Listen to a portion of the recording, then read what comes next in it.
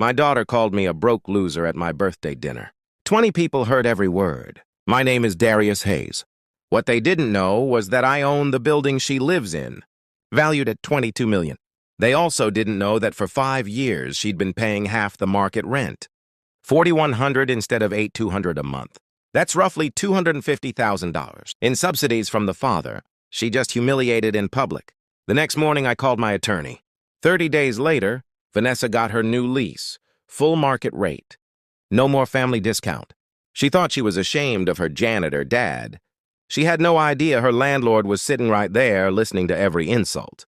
I'd been testing her character for years, hoping she'd show respect. Instead, I got mockery from someone living off my generosity. This is the story of how my daughter learned that family discounts require family respect. For 5 years, Vanessa believed I was still a night janitor in her building. Every morning, she'd see me in my work uniform, toolbox in hand, heading to the utility room. She'd sometimes slip me a $20 bill. Get yourself some breakfast. Dad. I'd thank her and take it.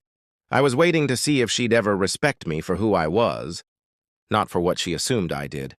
The truth, I bought the building in 2018 for $22 million. Hayes Holdings LLC owns 4 properties across Seattle. My net worth is around $61 million, built from decades of saving every paycheck and investing in real estate. I still did hands-on maintenance, not because I had to, but because it kept me connected to what I owned. I knew every pipe, every circuit, every tenant need. Vanessa lived in an 1,800-square-foot corner penthouse with city views. Comparable units rented for at least $200. She paid $4,100. I called it the family adjustment. She thought she just scored a great deal. She never noticed the lobby directory listing Hayes Holdings as owner, never wondered why the property manager always called me Mr. Hayes and asked for my approval on decisions. Her friends praised her for taking care of her poor immigrant dad. She never corrected them. Even her fiancé, Derek, was impressed by the apartment and puzzled how she got it so cheap. "I'm just good at finding deals," she'd say. Then add, "Unlike my dad, who barely gets by." I stayed quiet. Wore the uniform, carried the toolbox. Let her believe what made her feel superior. The test was simple. Would she respect a janitor the same way she'd respect a businessman? For 5 years, the answer grew clearer: no. By late 2024, her disrespect went public. She was engaged to Derek Bradford, whose parents were wealthy tech executives. She grew increasingly embarrassed by me. The wedding was set for December 7th at the Fairmont Olympic. $85,000 venue, 200 guests, mostly Seattle's tech elite. My invitation came with instructions. Wear a real suit. Don't mention the janitor job. Maybe sit at a separate table so I wouldn't embarrass her in front of the Bradfords. I'd paid her college and grad school tuition, subsidized her rent for years. Yet to her, honest work was something to hide. The breaking point came at my birthday dinner on October 15th at a high-end restaurant on Capitol Hill. I arrived in a proper suit, looking like any successful guest. Still, Vanessa seated me alone at a small table in the back. He's more comfortable with space. 23 guests filled the private room. Derek, his parents Richard and Elizabeth, tech colleagues, her friends. Conversation turned to real estate. Richard mentioned a Capitol Hill building sold for $22 million, but a few years back. Smart investment by Hayes Holdings. Vanessa heard the name but didn't connect it. I ordered a $200 bottle of wine. Vanessa loudly scolded me in front of everyone. "Dad, you can't afford that on your janitor salary. Stop pretending." The room went silent. She kept going. "You're embarrassing yourself. You're just a broke loser trying to impress people." 23 witnesses.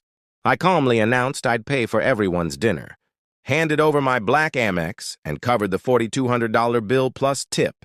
As I left, Elizabeth Bradford was already piecing it together. The next day, the lease renewal went out. Market rate, $8,200 starting November 15th. Over the following weeks, everything unraveled for Vanessa. Elizabeth Bradford researched public records, confirmed I owned the building and the portfolio, and called a family meeting. There, in front of Derek and Vanessa, she laid out the truth. I was the successful investor behind Hayes Holdings, had subsidized Vanessa's life for years, and she'd repaid it with public humiliation. Derek ended the engagement the next morning. The Bradfords withdrew support. Vanessa tried everything. tears. Apologies, negotiating the lease, even hiring a tenant rights lawyer. Nothing changed the terms. She couldn't find roommates willing to pay enough to cover the new rent. She couldn't afford the penthouse on her $68,000 salary. On December 7th, the day that would have been her wedding, she moved out into a modest one-bedroom in Ballard for $1,600 a month. When she came to say goodbye, she finally apologized. Not just for not knowing I was wealthy, but for never respecting me as a person, regardless of job or money. She admitted she'd needed me to seem less so she could feel more. 6 months later, she sent a photo of her new place. Small, simple, decorated with pride. Caption, "Home is what you build yourself." She's learning.